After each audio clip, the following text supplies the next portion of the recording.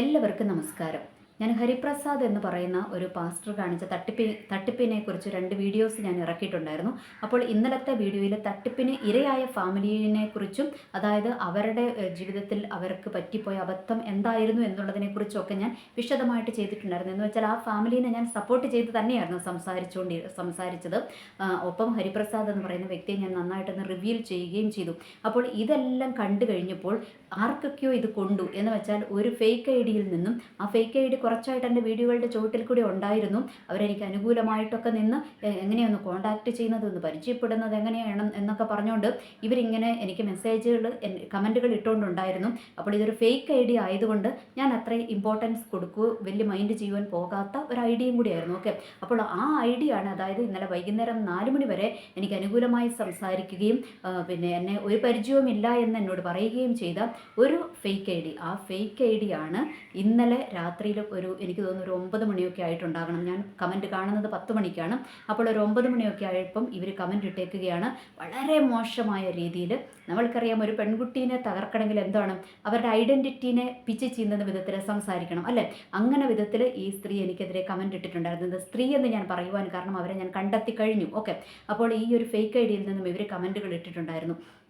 അപ്പോൾ കമൻറ്റുകൾ ഇട്ടപ്പോൾ ഇത് ആരാണ് എന്ന് കണ്ടെത്തേണ്ട ഒരു ഉത്തരവാദിത്വം എനിക്കുണ്ടല്ലോ. കാരണം നമ്മൾ ചുമ്മാ അങ്ങ് കേട്ടിട്ടങ്ങ് പോയാൽ പോരല്ലോ. വായി തോന്നുന്നത് വിളിച്ചു പറഞ്ഞിട്ട് അത് അങ്ങ് കേട്ടിട്ടങ്ങ് പോയാൽ പോരല്ലോ. അതുകൊണ്ട് ഞാൻ ഇവരാരാണെന്ന്, ഈ ഫേക്ക് ഐ ഡിയുടെ പിന്നിലുള്ള ആരാണെന്ന് എനിക്ക് കണ്ടെത്തണമെന്ന് നിർബന്ധമായിരുന്നു. എന്തായാലും ദൈവം എനിക്കൊരു ഗൈഡൻസ് തന്നത് പ്രകാരം, കാരണം ദൈവമില്ലായിരുന്നെങ്കിൽ വെറും 2 മണിക്കൂർ കൊണ്ട് എനിക്ക് ഫേക്ക് ഐ ഡിനെ കണ്ടെത്തുവാനായിട്ട് കഴിയത്തുണ്ടായിരുന്നില്ല.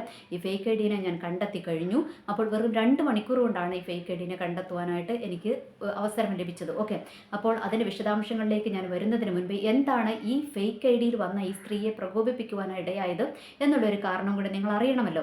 അപ്പോൾ ഞാൻ എന്ത് ചെയ്തു, ഈ ഹരിപ്രസാദിൻ്റെ നമ്മൾ ഒന്നും കൂടെ ഇന്നലത്തെ വീഡിയോയിൽ ഞാൻ അവരെക്കുറിച്ചൊക്കെ നന്നായിട്ട് അങ്ങ് റിവ്യൂ ചെയ്ത് സംസാരിച്ചപ്പോൾ എനിക്ക് നല്ല വ്യക്തമായൊരു കൺഫർമേഷനും കൂടെ കിട്ടണമായിരുന്നു. എൻ്റെ അടുത്ത് തെളിവുകളും കാര്യങ്ങളും ഒക്കെ ഉണ്ട്. ഞാൻ കോട്ടയത്തൊക്കെയുള്ള ഒത്തിരി പേരെയും പാസ്റ്റർമാരെയും ഒക്കെ ഞാൻ വിളിച്ച് സംസാരിച്ചിരുന്നു. അപ്പോൾ അവരുടെ എല്ലാം എനിക്ക് കൺഫർമേഷൻസ് എൻ്റെ കയ്യിലുണ്ട്. എന്നാലും ഞാൻ വിചാരിച്ചു, ഇനി എനിക്ക് തെറ്റണ്ട എന്ന് വിചാരിച്ചും ഞാൻ ഒന്നും കൂടെ ആരെ തപ്പിയിറങ്ങി, അതായത് ഈ തട്ടിപ്പിന് ഇരയായ കുടുംബത്തെ തപ്പിയിറങ്ങി. അങ്ങനെ തപ്പിയിറങ്ങിയതിൻ്റെ ഫലമായിട്ട് എനിക്ക് അവരെ കിട്ടുവാനായിട്ട്, അവരുടെ ഒരു ഫോൺ നമ്പർ, എനിക്ക് പലരോടും സംസാരിച്ച് എനിക്ക് അവരുടെ ഒരു ഫോൺ നമ്പർ കിട്ടുവാനായിട്ടിടയായി. അങ്ങനെ ഞാൻ ആ കുടുംബത്തെ ഇന്നലെ കോൺടാക്ട് ചെയ്തു. അവിടുത്തെ ഒരു സഹോദരിയാണ് ഫോൺ എടുത്തത്. അപ്പോൾ അവരോട് ഞാൻ ഇങ്ങനെ ഒരു യൂട്യൂബ് ചാനലിൽ നിന്നാണ് വിളിക്കുന്നതെന്നൊക്കെ പറഞ്ഞു കഴിഞ്ഞാൽ അവരെന്നോട് സഹകരിക്കത്തില്ലെന്ന് എനിക്കറിയാം. അതുകൊണ്ട് ഞാൻ അവരോട് പറഞ്ഞു, എൻ്റെ ഒരു കസിൻ്റെയും പൈസ പോയിട്ടുണ്ട് എന്നൊക്കെ പറഞ്ഞിട്ടാണ് ഞാൻ ഇവരുടെ അടുത്ത് സംസാരിച്ചത്. അപ്പോൾ ഞാൻ ഇവരോട് ചോദിച്ചു, ഇന്ന ആളല്ലേ, ഈ ആൾ തന്നെയല്ലേ, ഈ ഹരിപ്രസാദ് തന്നെയല്ലേ, ഇന്ന മിനിസ്ട്രീസ് അല്ലേ, ഇന്ന ആളല്ലേ എന്ന് വെച്ചാൽ അയാളുടെ രൂപം സഹിതം ഞാൻ പറഞ്ഞു കൊടുത്തപ്പം ഇവർ ആ ആൾ തന്നെയാണ് എന്നൊക്കെ ഇവരെൻ്റെ അടുത്ത് പറയുവാനായിട്ടും ഇടയായി. ഓക്കെ, അപ്പോൾ അതുകൊണ്ടാണ് ഞാൻ ഇവരെ കോൺടാക്റ്റ് ചെയ്യുവാനുള്ള കാരണം. അല്ലെങ്കിൽ എനിക്ക് ഇവരെ കോൺടാക്ട് ചെയ്യേണ്ട കാര്യമില്ല, കാരണം ഇവർ വേറൊരു ചാനലുകാരെ കോൺടാക്ട് ചെയ്തിട്ടാണ് ഇവർ ഡീറ്റെയിൽസ് കൊടുത്തത്. ഓക്കെ, അപ്പോൾ ഞാൻ എന്ത് ചെയ്തു, ഞാനൊരു പാസ്റ്ററിനെ കുറിച്ചാണല്ലോ പറയുന്നത്, അതുകൊണ്ട് അതിൻ്റെ ഒരു ആധികാരികത ഉറപ്പാക്കേണ്ടത് എൻ്റെ ഉത്തരവാദിത്തം ആയതുകൊണ്ട് ഞാൻ ഈ ഫാമിലിനെ കോൺടാക്ട് ചെയ്യുവാനായിട്ട് ഇടയായത്. എന്നിട്ട് അവർക്ക് അനുകൂലമായി നിന്നൊക്കെ തന്നെയാണ് ഞാൻ സംസാരിച്ചത്. ഓക്കെ, എന്നാൽ ഇവിടെ പ്രകോപിതയായ വ്യക്തി ഉണ്ടായിരുന്നു, ഒരു ഫേക്ക് ഐ ഡിയിൽ വന്ന ഒരു ഐ ഡി. അതായത് അവരെന്താണ്, ഒരു SB എന്ന് പറഞ്ഞിട്ടൊരു SB എന്നാണ് നമ്മൾക്ക് കാണുന്നത്, അവരുടെ പ്രൊഫൈൽ നെയിം കാണുന്നത് SB എന്നാണ്. പിന്നെ അവരുടെ ഐ ഡിക്കകത്ത് എന്താ ഒരു SU, പിന്നെ ഏതാണ്ട് ഒരു നമ്പേഴ്സാണ്. ഓക്കെ, അത് ഞാൻ മറന്നുപോയി. ഓക്കെ, എല്ലാം ഞാൻ എടുത്ത് വെച്ചിട്ടുണ്ട്, കാരണം ആ ഫേക്ക് ഐ ഡിനെ ഞാനത് നേരിട്ട് കാണുവാനായിട്ട് പോകുന്നുണ്ട് സമയം പോലെ. ഓക്കെ, അപ്പോൾ അത് ഞാനെല്ലാം എടുത്തു വെച്ചിട്ടുണ്ട്. അപ്പോൾ ഇവരുടെ പ്രൊഫൈൽ പിക്ചർ എന്ന് പറയുന്നത് ഒരു S എന്ന് പറഞ്ഞിട്ടൊരു അക്ഷരമൊക്കെയാണ്. ഓക്കെ, അപ്പോൾ ഇവർ ഇങ്ങനെ മോശമായ കമൻറ്റുകൾ വന്ന് ഇട്ടപ്പോൾ ഇത് ആരാണെന്ന് കണ്ടെത്തണം. കാരണം ഞാൻ പറഞ്ഞതൊരു നല്ല കാര്യമാണ്. അതുമല്ല, ഇവർ വൈകുന്നേരം 4 മണി വരെ ഇവർക്ക് എന്നെ അറിയത്തില്ല, ഈ ഫേക്ക് ഐ ഡിക്ക് എന്നെ അറിയത്തില്ല. ഇവർ എന്നെക്കുറിച്ച് നല്ലത് സംസാരിച്ചിട്ട് ഈ ഒരു വീഡിയോ ഇറങ്ങിയതിന് ശേഷം ഇവരെന്തുകൊണ്ടാണ് ഇങ്ങനെ നേരെ പ്ലേറ്റ് മറിച്ചതെന്ന് എനിക്കറിയണമല്ലോ. കാരണം ഇവരും ഹരിപ്രസാദും തമ്മിലുള്ള ബന്ധം എന്താണെന്ന് എനിക്കറിയണം. അല്ലെങ്കിൽ ഇവർക്ക് ആ പൈസ നഷ്ടമായ കുടുംബത്തിൽ നിന്ന് എന്തെങ്കിലും ഇവർ പ്രതീക്ഷിക്കുന്നുണ്ടോ എന്നും കൂടി എനിക്കറിയണമല്ലോ. അപ്പോൾ അതുകൊണ്ട് 2 മണിക്കൂർ കൊണ്ട് ഇവരുടെ ഐഡൻറ്റിറ്റി എനിക്ക് കിട്ടുവാനായിട്ട് ഇടയായി. ഓക്കെ, അപ്പോൾ ഈ സ്ത്രീയുടെ കാര്യം എന്താണെന്ന് വെച്ചാൽ, ഈ സ്ത്രീയും, അതായത് ഈ ഫേക്ക് ഐ ഡിയിൽ വന്ന സ്ത്രീയും, ആ സ്ത്രീയുടെ പേര് സൂസൻ ബേബി എന്നാണ്. ഓക്കെ, ബാക്കി ഡീറ്റെയിൽസുകളുണ്ട്, അതൊക്കെ ഞാൻ പുറകെ പറയാം. ഓക്കെ, അപ്പോൾ ഇപ്പോൾ തൽക്കാലം അവിടെ നിൽക്കട്ടെ. കാരണം അവരോട് ഞാൻ കരുണ കാണിക്കേണ്ട കാര്യമില്ല. അത്ര വൃത്തികെട്ട കമൻ്റാണ് ഇവർ എഴുതിയത്. പക്ഷേ ഇവരുടെ ജനകനല്ലല്ലോ എൻ്റെ ജനകൻ. മകൻ. അതുകൊണ്ട് ഞാനൊരു കുറച്ച് മര്യാദ അവരോട് കാണിക്കുക. എന്തുകൊണ്ടാണെന്ന് അറിയാമോ? അവർക്ക് സുഖമില്ലാതെ, അവർക്ക് ഒരു മോനേ ഉള്ളൂ. ആ മോൻ സുഖമില്ലാതെ വീട്ടിലുണ്ട്. ഓർക്കണമേ, ആ മോൻ സുഖമില്ലാതെ വീട്ടിലുണ്ട്. എന്നിട്ടാണ് ഈ സ്ത്രീ സോഷ്യൽ മീഡിയകളിലോട്ട് വന്നിട്ട് അഭ്യാസത്തിന് ഇറങ്ങുന്നത്. ഓക്കെ, അവിടെ നിൽക്കട്ടെ, അതിൻ്റെ കാര്യത്തിലോട്ട് ഞാൻ വരാം.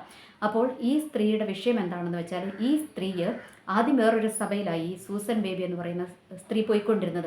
എന്നിട്ട് പിന്നെ അവർ വേറെ അതിൻ്റെ തന്നെ ഒരു ഇംഗ്ലീഷ് സർവീസിൽ പോയി. പിന്നെ ഒരു 3 വർഷക്കാലം ഇവർ ഒരു സഭയിലും പോകാതെയായി. പിന്നെ ഇവർ 2 ആഴ്ചയായിട്ടുള്ളൂ, അതായത് ഈ തട്ടിപ്പിന് ഇരയായ കുടുംബം പോകുന്ന പള്ളിയിലോട്ട് ഇവർ പോകുവാനായിട്ട് തുടങ്ങിയത്. ഓക്കെ, അങ്ങനെ അവിടെ വെച്ചിട്ട് ഈ കുടുംബവും അതായത് തട്ടിപ്പിന് ഇരയായ കുടുംബവും ഈ സൂസൻ ബേബി എന്ന് പറയുന്ന ഫേക്ക് ഐഡിയിൽ വന്ന സ്ത്രീയും അവർ തമ്മിൽ കൂട്ടാകുകയും ഒക്കെ ചെയ്തു. അപ്പോൾ ഈ ഇന്നലെ ഞാൻ വിളിച്ച് സംസാരിച്ചത്, അതായത് തട്ടിപ്പിന് ഇരയായ ആ സ്ത്രീയെ, ആ ഒരു കുടുംബത്തെ ഞാൻ വിളിച്ച് സംസാരിച്ചത്, അവരുടെ സ്ത്രീയാണ് ഫോൺ എടുത്തത്.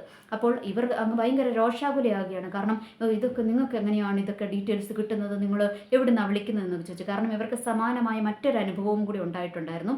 ഇവർക്ക് അതായത് നമ്മുടെ ഈ ഹരിപ്രസാദ് ഇവരെ പറ്റിക്കുന്നതിന് മുൻപേ വേറൊരു പാസ്റ്റർ ഇതുപോലെ തന്നെ ബിസിനസ്സിൽ പങ്കാളികളാക്കാം എന്ന് പറഞ്ഞുകൊണ്ട് 3 ലക്ഷം രൂപ ഇവരുടെ അടുത്തുനിന്ന് പറ്റിച്ചെടുത്തിട്ടുണ്ടായിരുന്നു. അപ്പോൾ ഈ ഒരു അനുഭവമുള്ള കുടുംബം തന്നെയാണ് ഹരിപ്രസാദിൻ്റെ അടുത്ത് പോയി തല വെച്ച് കൊടുത്തത്. അതും കൂടെ നമ്മളൊന്ന് മനസ്സിലാക്കണം. ഓക്കെ, അപ്പോൾ അതിലോട്ട് ഞാൻ വരാം. അപ്പോൾ അതിനു മുൻപ് ഈ കുടുംബം, അപ്പോൾ ഈ സ്ത്രീ എൻ്റെ അടുത്ത് ആരാ ഡീറ്റെയിൽസ് തന്നത് എന്നൊക്കെ പറഞ്ഞുകൊണ്ട്, എൻ്റെ ഫോൺ നമ്പർ ആരാ തന്നത് എന്നൊക്കെ പറഞ്ഞുകൊണ്ട് ഇവരങ്ങ് ഷൗട്ട് ചെയ്യാനായിട്ട് തുടങ്ങി. അപ്പോൾ ഞാൻ പറഞ്ഞു, എൻ്റെ പൊന്നു സഹോദരി, ഞാൻ ഈ വ്യക്തി തന്നെയാണോ, ഈ വ്യക്തിയിൽ നിന്ന് കൺഫേം ചെയ്യാൻ വേണ്ടി വിളിച്ചതാണെന്ന് പറഞ്ഞിട്ട് ഞാൻ ഫോൺ കട്ട് ചെയ്തു. കാരണം അവരുടെ ഒരു മാനസികാവസ്ഥ നമ്മൾക്ക് മനസ്സിലാകുന്നതാണല്ലോ. അതുകൊണ്ട് ഞാൻ ഫോൺ കട്ട് ചെയ്തു. ഓക്കെ, അപ്പോൾ അതിനുശേഷം ഈ തട്ടിപ്പിനിരയായ ആ സ്ത്രീ എന്ത് ചെയ്തു? ആ സ്ത്രീയും അവരുടെ കുടുംബവും അതിനകത്ത് ആ സ്ത്രീ എന്ത് ചെയ്തു?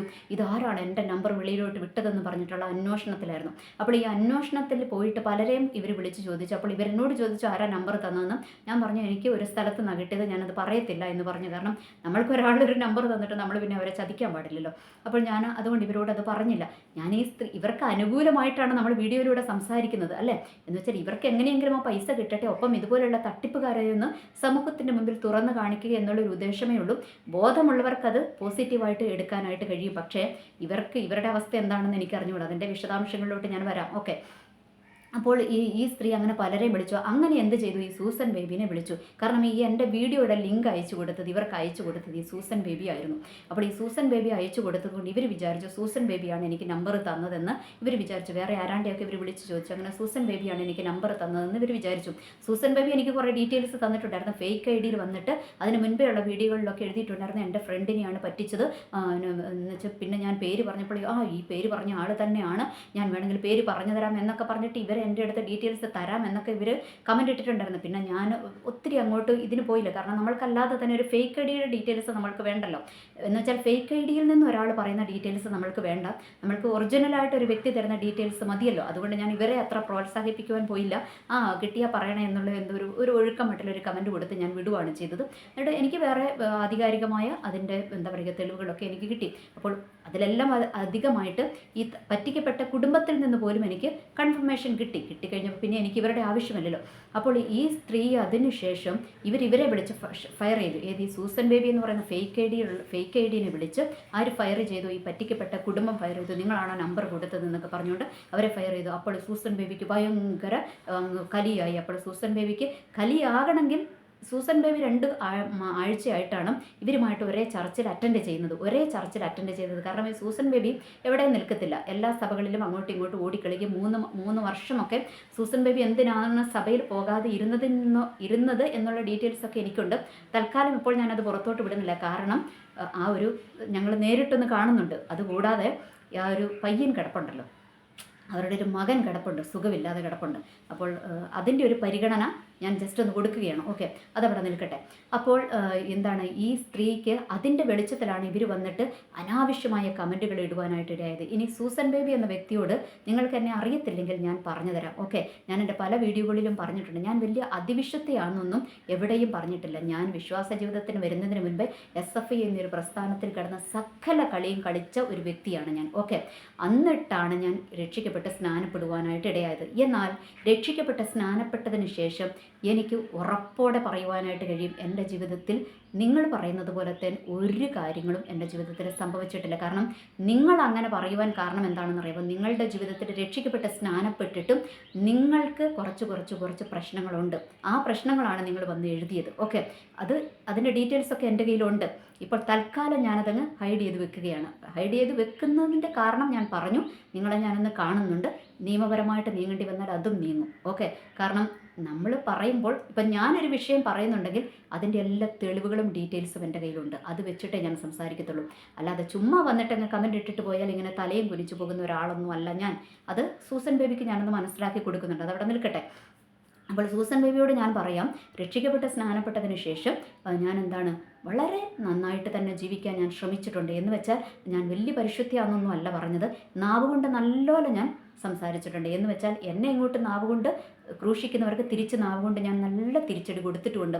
അതല്ലാതെയുള്ള സൂസൻ ബേബി കളിക്കുന്ന പോലത്തെ പണം തട്ടൽ പരിപാടിയും ബാക്കി എന്നെ കൊണ്ട് പറയിപ്പിക്കരുത്. പാട്ടിൻ്റെ പേരിൽ അവിടെ ഇവിടെയും കയറി ഇറങ്ങിയ കഥകളൊന്നും എന്നെ കൊണ്ട് പറയിപ്പിക്കരുത്. ഓക്കെ, അതവിടെ നിൽക്കട്ടെ. വലിയ പാട്ടുകാരത്തി ഒന്നുമല്ല, ചുമ്മാ ഇങ്ങനെ ഒരു ഇത് നടന്നിക്കുന്നു. ഓക്കെ, കാരണം വിട്.